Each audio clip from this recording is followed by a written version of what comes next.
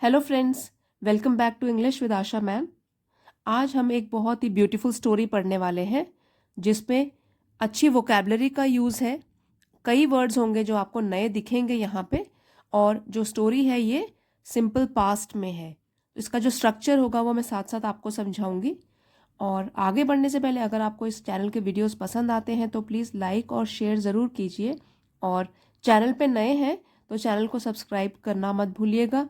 पिछली वीडियोस भी आप देख सकते हैं, वो भी टेंसेस के ऊपर बेस्ड है और आपको उससे काफ़ी कुछ सीखने के लिए मिलेगा। तो आज की स्टोरी शुरू करते हैं। टाइटल है fragments of past.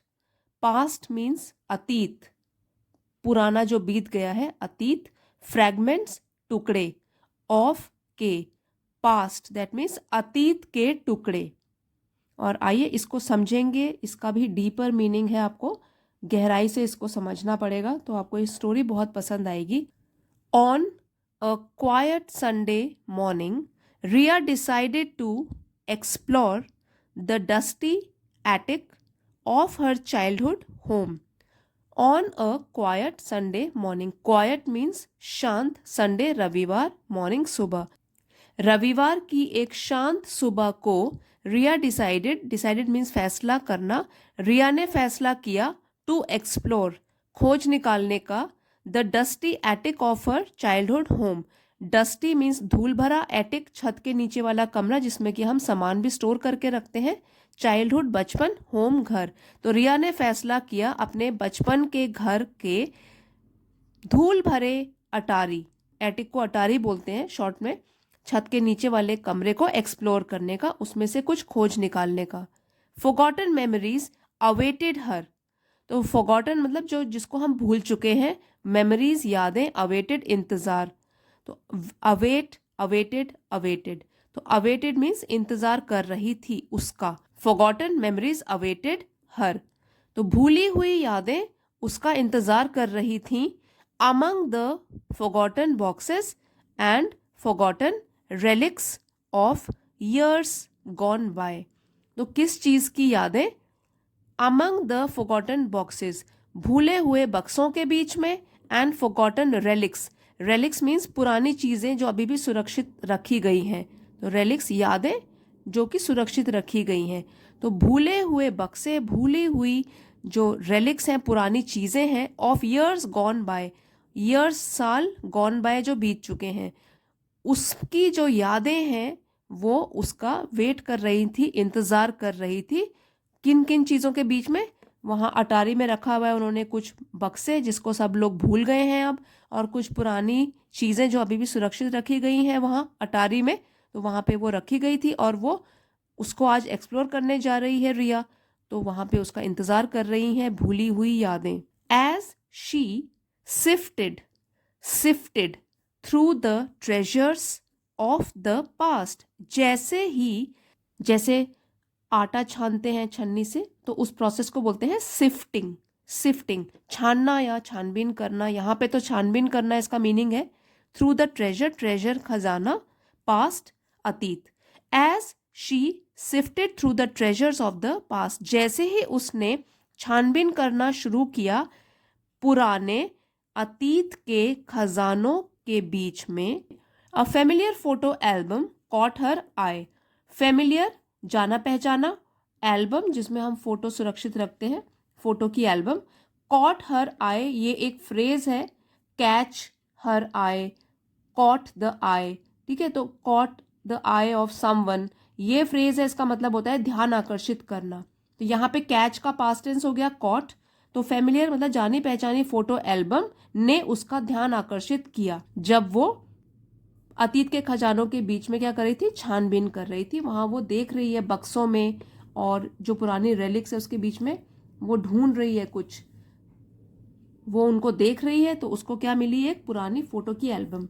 The faded photographs depicted family gatherings. Faded means धुंधली, पुरानी, फीकी पड़ गई हैं जो फोटोग्राफ्स। डिपिक्टेड मीन्स दर्शाती हैं। फैमिली गैदरिंग्स परिवार की, गैदरिंग्स समारोह, birthdays and adventures long past. Adventures जो भी रोमांच से भरे हुए काम किए होंगे उन्होंने, लॉन्ग पास्ट लंबे समय के। तो क्या है, उन फेडेड फोटोग्राफ्स में पुरानी धुंधली तस्वीरों में दर्शाया गया है फैमिली गैदरिंग्स, जब परिवार इकट्ठे हुए थे, बर्थडे पार्टीज और पुराने लंबे समय के एडवेंचर्स या रोमांच से भरे हुए काम। Each image held a story. Hold का पास्ट टेंस है हेल्ड। हर एक तस्वीर में एक कहानी थी। A snapshot frozen in time. Snapshot means एक फोटो, फ्रोजन फ्रीज का वर्ब थर्ड फॉर्म है, freeze, froze, frozen. A snapshot frozen in time. तो स्नैपशॉट जो एक तस्वीर थी या जो वो क्लिक था, फोटो थी, फ्रोजन उसे कैद किया गया था टाइम में।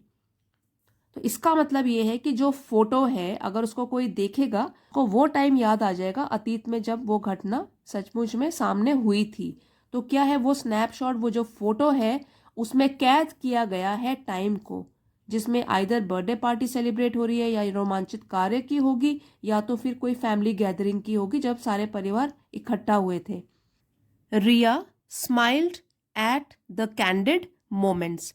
नाउ रिया ने स्माइल किया, मुस्कुराई वो, at the candid moment. Now candid moments वो होते हैं जो कि फोटो के लिए हम लोग पोज नहीं बनाते, उसमें वो नेचुरल तरीके से कैद कर लेते हैं उन फोटो को। जैसे कि कई बार हम लोग फोटो खींचने से पहले पोज बनाते हैं, लेकिन जो कैंडिड मोमेंट्स होंगे वो नेचुरल है, अनपोज्ड। तो उसने स्माइल किया, मुस्कुराई वो एट द कैंडिड मोमेंट्स। स्पष्ट तरीके के जो पल थे उसको देखकर वो मुस्कुराई। कैंडिड मीन्स स्पष्ट, जिसमें कि कोई भी बनावट नहीं है। Her mind flooded with nostalgia. वैसे तो फ्लड है, फ्लड मीन्स बाढ़ आना, यहाँ पे है कि पूरा भर गया उसका दिमाग विद नॉस्टैल्जिया। जो हमारे मन में पुरानी यादों से इमोशंस उठते हैं उसको बोलते हैं नॉस्टैल्जिया। जब हम पुरानी चीज़ें याद करते हैं तो हमारे मन में कुछ अच्छी कुछ बुरी फीलिंग्स आती हैं, उसी को बोलते हैं नॉस्टैल्जिया। तो यहाँ पे है her mind flooded with nostalgia, उसका जो मन था वो पुरानी यादों से भर गया। Among the mementos she found an old journal belonging to her grandmother. तो अमंग द मेमेंटोज का मतलब होता है स्मृति चिन्ह, जो किसी की याद में कोई चीजें खरीदी गई हो, तो ये है मेमेंटोज। तो वो जो स्मृति चिन्हों के बीच शी फाउंड उसे मिला, फाइंड का पास्ट टेंस हो गया फाउंड, उसे मिला an old journal. Journal means पत्रिका या एक book, magazine, belonging to her grandmother, जो उसकी ग्रैंडमदर की थी। The delicate pages chronicled a life filled with love, loss and resilience। तो डेलिकेट पेजेस, डेलिकेट नाजुक पेजेस, पन्ने उस बुक के, जो पत्रिका मिली थी, बहुत पुरानी है इसलिए उसके पेज भी नाजुक हो चुके हैं, क्रिस्प नहीं है, बिल्कुल कड़क नहीं है, नाजुक है। तो जो नाजुक पेजेस थे, chronicled a life filled with love, उस पत्रिका के जो पेजेस थे उसमें क्या था, क्रॉनिकल्ड अ लाइफ, उसमें एक लाइफ भरी हुई थी जिसका वर्णन किया गया था स्टेप बाय स्टेप। तो क्रॉनिकल क्या है कि किसी चीज का वर्णन करना, तो एक ऐसी लाइफ का वर्णन किया गया था जो कि फिल्ड विद लव, जो कि प्यार से भरी हुई थी। लॉस, तो उसमें कोई चीज खोई भी होगी उन्होंने।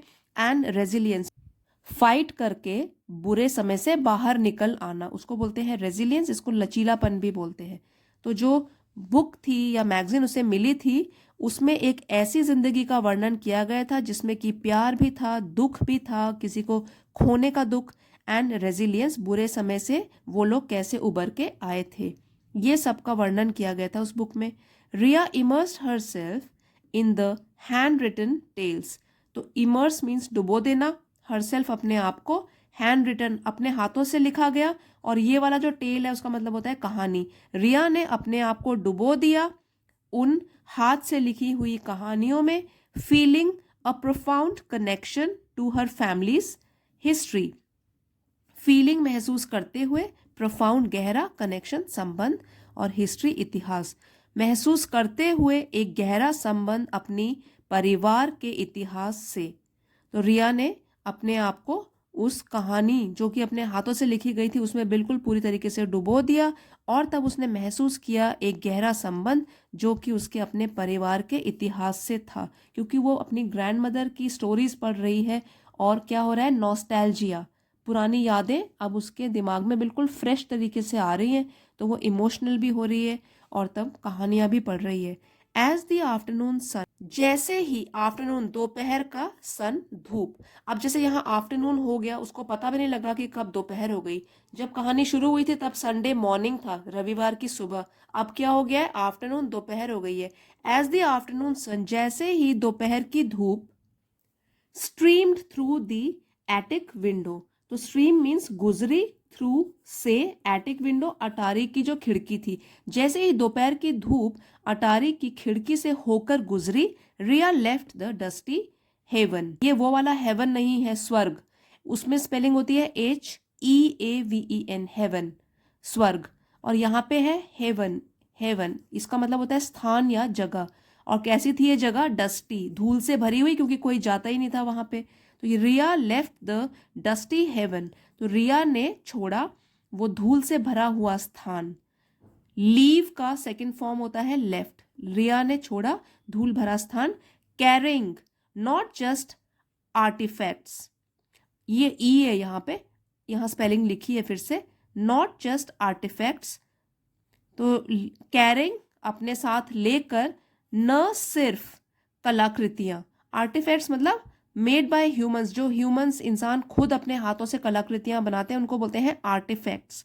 तो कैरिंग नॉट जस्ट आर्टिफैक्ट्स, लेकर अपने साथ न केवल कलाकृतियां but a deeper understanding of the lives that shaped her own, deeper गहरी अंडरस्टैंडिंग समझ, लाइव्स जीवन, शेप आकार देना, हर ओन खुद का या अपना। तो अपने साथ वो क्या लेके जा रही है, जब उसने वो कमरा छोड़ा तो वो जगह छोड़ी, कैरिंग नॉट जस्ट आर्टिफैक्ट्स, लेकिन but a deeper understanding of the lives, एक गहरी समझ उन जीवन की, दैट शेप्ड हर ओन, जिसने कि उसके खुद के जीवन को आकार दिया था, क्योंकि वो भी तो उसी परिवार की है। उसने अपनी ग्रैंडमदर की डायरी पढ़ी और वो अटारी में जो भी पुराना सामान रखा था उसको दोबारा से, कोई फोटो एल्बम्स भी देखी, तो क्या लेके जा रही है वो अपने साथ, कि वो डीपर अंडरस्टैंडिंग अपने परिवार वालों के जीवन के बारे में, गहरी समझ जिसने कि उसके खुद के जीवन को भी आकार दिया था। The attic once a forgotten place, जो अटारी थी वो, वंस मीन्स कभी, अ फॉरगॉटन प्लेस एक समय वो भूली हुई जगह थी जिसको सब भूल गए थे, फॉरगॉटन, हैड बिकम बन चुकी थी, अ पोर्टल, हैड बिकम बन गई थी, a portal to the rich tapestry, tapestry means रंगीन धागों से एक कपड़ा जो बुना गया होता है उसको बोलते हैं टेपेस्ट्री, एक भारी कपड़ा होता है जिसमें कि अलग अलग रंगीन धागों से बुना गया होता है, जिससे अ पोर्टल एक द्वार, to the rich tapestry, rich समृद्ध, टेपेस्ट्री, तो टेपेस्ट्री यहाँ पे हम बोलेंगे पेंटिंग की तरीके से, जैसे कि एक कपड़े में अच्छी सी पेंटिंग की गई हो कढ़ाई करके, तो रिच समृद्ध tapestry of her families past, अपनी फैमिली के इतिहास का समृद्ध पेंटिंग का द्वार। अब यहां से एक बार फिर से समझेंगे, the attic once a forgotten place had become a portal to the rich tapestry of her families past, एक जो अटारी था कभी जो एक भूली हुई जगह बन चुकी थी, अब वो बन गई एक द्वार, अब उनकी फैमिली के अतीत के समृद्ध चित्रकारी का। वो अटारी जो कभी एक भूली हुई जगह थी बन गई थी एक द्वार उनके परिवार के इतिहास के समृद्ध चित्रकारी का। और अब रिया ने फिर से एक बार फिर से अपने फैमिली के इतिहास को जिया है। कभी हम भी बहुत बिजी होते हैं अपनी लाइफ में, और कभी अपनी पुरानी चाइल्डहुड, बचपन की यादों को ताज़ा करने के लिए कभी फोटो एल्बम्स देखते हैं, और कभी पुराना सामान अगर देखें तो पुरानी यादें हमारे मन में फिर से कैद हो जाती है। उसी तरीके से रिया ने भी एक बार फिर से अपने बचपन को जिया। सो आई होप फ्रेंड्स आपने स्टोरी के ज़रिए काफ़ी सारे नए वर्ड सीखे होंगे और सेंटेंस स्ट्रक्चर भी समझे होंगे। If you have like the story, please don't forget to like, share and subscribe. Thank you friends for watching. See you next time.